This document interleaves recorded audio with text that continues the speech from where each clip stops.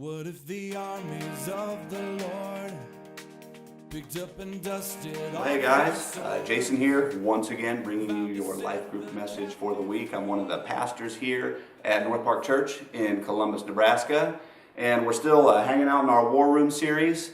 This week we are going to talk a bit about trouble, something that we all know more about than we would like, I'm sure, whether we care to admit it or not. You know, and Jesus tells us in John 16:33 that here on earth we will have trouble, but we can take heart because He's overcome the world. So, really important lesson. The key verses that we've got this week are from Psalms 46, verses 1 through 7. So I'm going to go ahead and get right into it now. I will read those verses out loud. And you guys go ahead and follow along in your Bibles, or follow along on your outlines, and then we will get back for some discussion questions. So again, Psalm 46, verses 1 through 7. God is our refuge and strength, a very present help in trouble. Therefore we will not fear, though the earth gives way, though the mountains be moved into the heart of the sea, though its waters roar and foam, though the mountains tremble at its swelling. There is a river whose streams make glad the city of God, the holy habitation of the Most High. God is in the midst of her. She shall not be moved. God will help her when morning dawns. The nations rage, the kingdoms totter. He utters his voice, the earth melts. The Lord of hosts is with us. The God of Jacob is our fortress. So some great stuff there, stuff that you're probably somewhat familiar with. But jumping right into our discussion questions here. Question 1. How is trouble described in our key verses? And what are we told to do or to not do about it, about trouble? So pray about that and go ahead and talk amongst yourselves about how trouble is described in these verses and what we should or should not do about it. And then we'll get back to question 2. All right.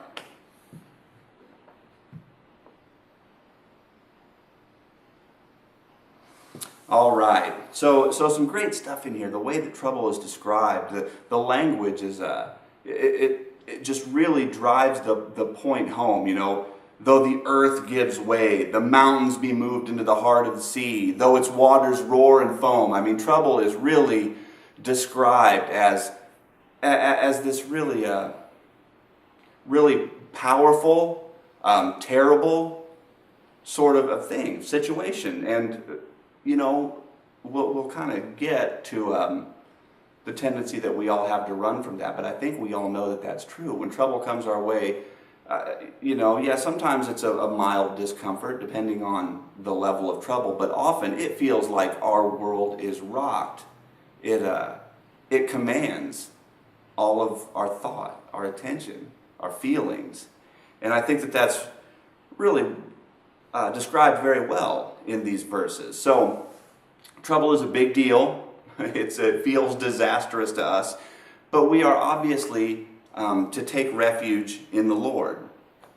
And, it sounds easier than it feels in the moment. Yeah, just trust God. God is our refuge. But, what does that look like? Well, we really have to trust His great and precious promises, right? I mean, we really have to get on our knees and pray. I mean, it's easy to say we're going to give it over to God, but it's another thing to actually do it.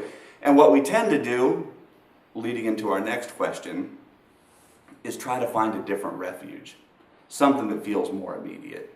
Something to take our minds off of the trouble that God is trying to use to drive us to Him. So, question 2, pray about this and be willing to be really honest about this.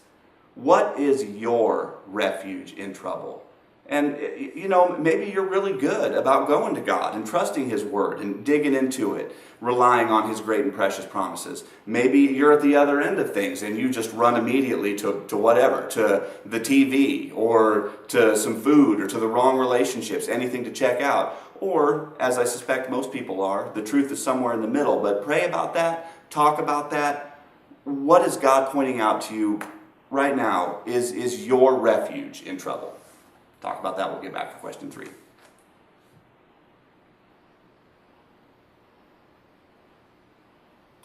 Okay, So question 3. The question is, name a time when you've clearly seen God's hand in your trouble. If you look on the other side of your outline there, I've kind of written some stuff from the weekend's message that Pastor Lynn gave us. Why does trouble come?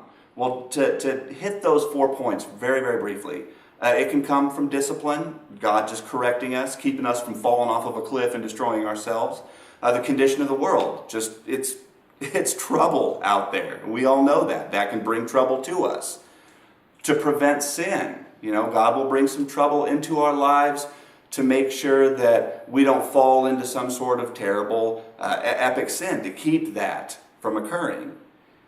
And ultimately, for God's glory. I mean, it's all for God's glory. He's committed to His own glory. So that's another reason that trouble comes. So you've got those as kind of a frame of reference. Back to question 3. Name a time when you've clearly seen God's hand in your trouble. Maybe it didn't feel like it in the beginning, but after time, you could really see how God was orchestrating some stuff through these troubling circumstances. Pray about that. Talk about that now. Okay, a little tougher question now to just focus things, drive it further home as we do, because we really, really want something we can walk away with and apply, right? I mean, that's the point of life group. That's something we should be asking Christ to help us with every day. So, question 4, what trouble is God currently, right now, today, using to drive you to Him? Pray about that. Be willing to be transparent with it. And, if we're being honest with ourselves and we're examining our ways, then every day God should be pointing something out, some level of conviction somewhere, some sort of issue that we're being asked to step into, being asked to step out of, that is clearly put in our way to drive us to Him. So really pray about that. Be willing to be honest. What trouble is God currently using to drive you to Him?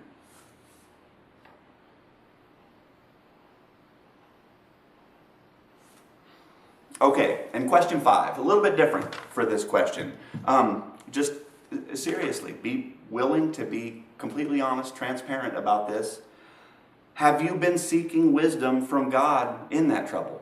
Have you truly been seeking His wisdom, been asking what you need to endure for this, be asking how He's using this trouble to till up the soil of your heart so that He can take root in there?